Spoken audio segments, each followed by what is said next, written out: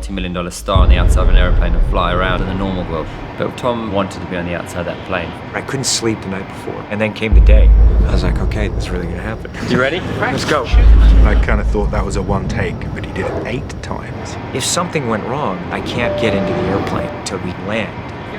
Okay guys, please take your seats. There's no little crash and a scratch. You're dead. Ready, and action! I'm feeling the force of the wind hit me.